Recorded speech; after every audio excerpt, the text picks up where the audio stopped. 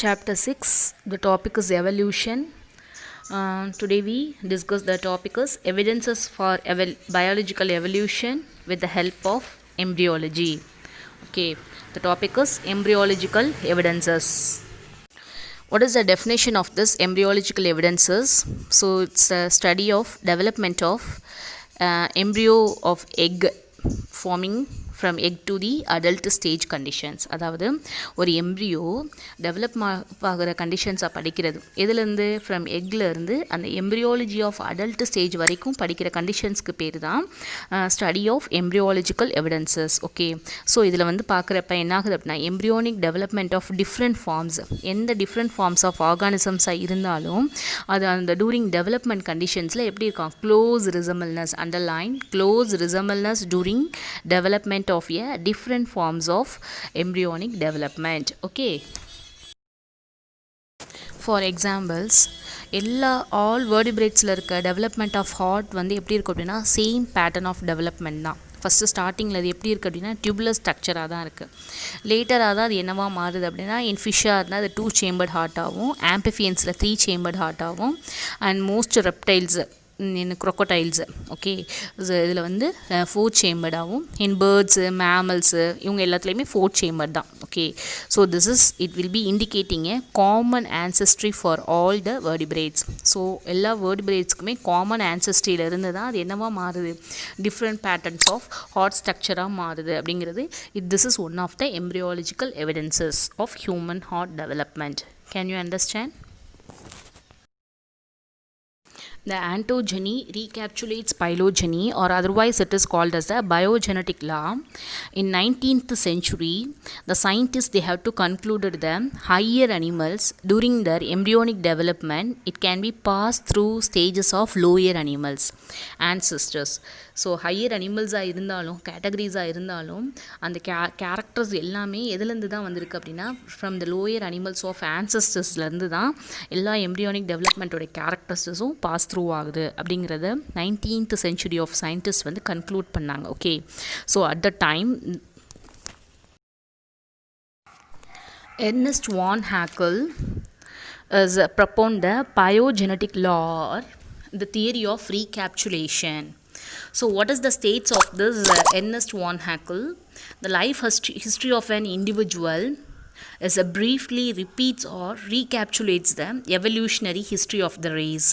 அதாவது ஒவ்வொரு life history of இண்டிவிஜுவல்குள்ளேயும் என்ன ஆகுது அப்படின்னா எவல்யூஷனரி ஹிஸ்ட்ரி ஆஃப் ரேஸ்லேருந்து தான் அதுக்கப்புறம் தான் அது வந்து அதனுடைய ஃபுல் இதுவுமே வந்து ஃபார்ம் ஆகும். ஏதாவது சேஞ்சஸ் இருந்தால் கூட ஸ்டார்டிங் வந்து based on evolutionary history of ரேசஸை தான் பேஸ் பண்ணி இருக்குங்கிறது தான் இதோடைய concept. Okay, so in other words this is the biogenetic law theory or recapitulation is called as the ontogeny recapitulates phylogeny. Okay,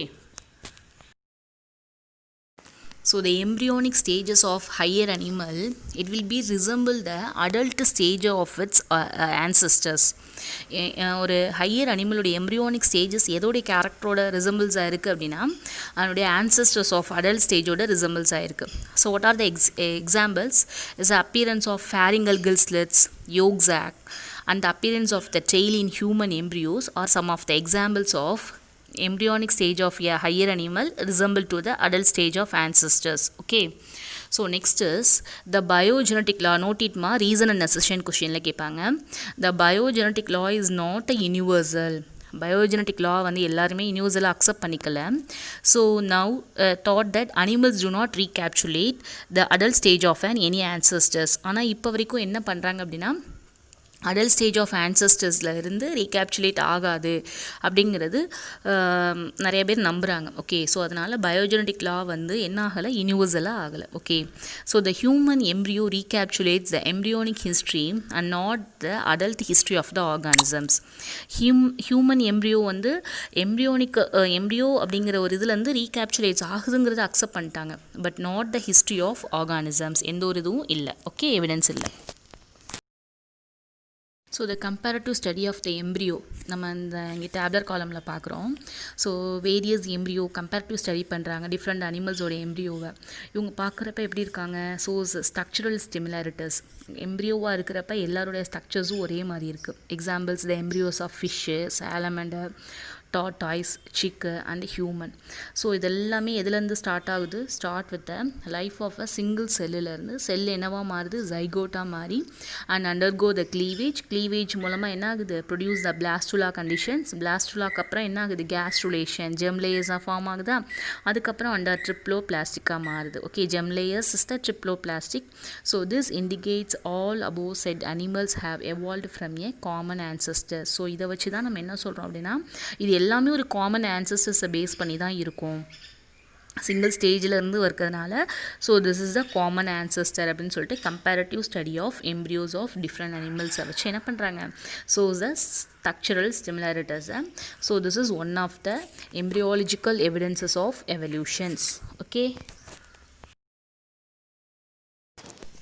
what is the molecular evidences of evolution? இப்போ நமக்கு தெரியும் what is the central dogma of molecular biologyனா DNA என்னவா மாறும்? ஆர்என்ஏவா மாறும். RNA வந்து protein சிந்தசிஸாக மாறும். ஓகேவா? அது வந்து 5th லெசனில் இருக்குது.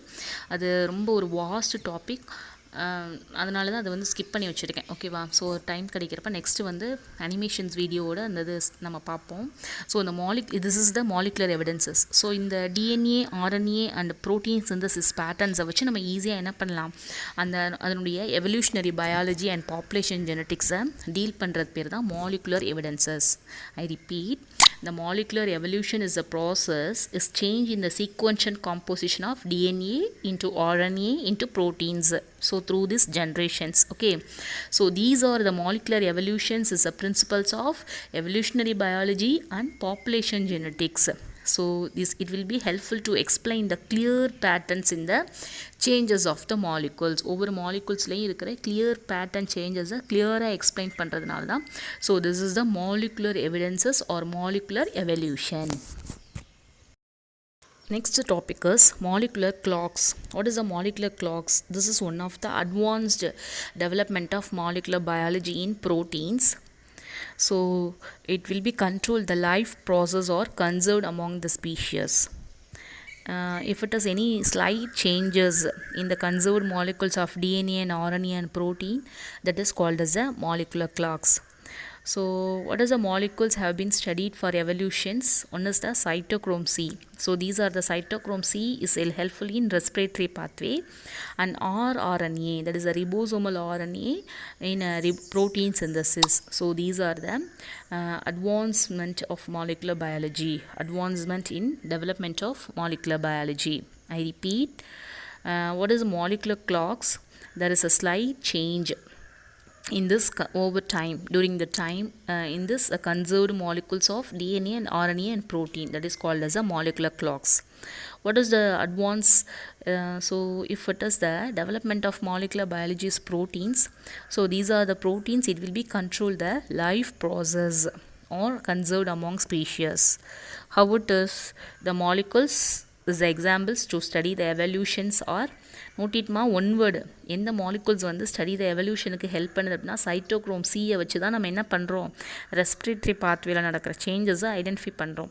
அண்ட் நெக்ஸ்ட் ரிபோசோமல் ஆர்என்ஏ வச்சு தான் நம்ம என்ன பண்ணுறோம்? ப்ரோட்டீன் சிந்தசிஸில் என்ன எவிடன்சஸ் இருக்குது, மாலிகுலர் சேஞ்சஸ், அதை வந்து நம்ம ஐடென்டிஃபை பண்ணுறோம் எவல்யூஷன்ஸை.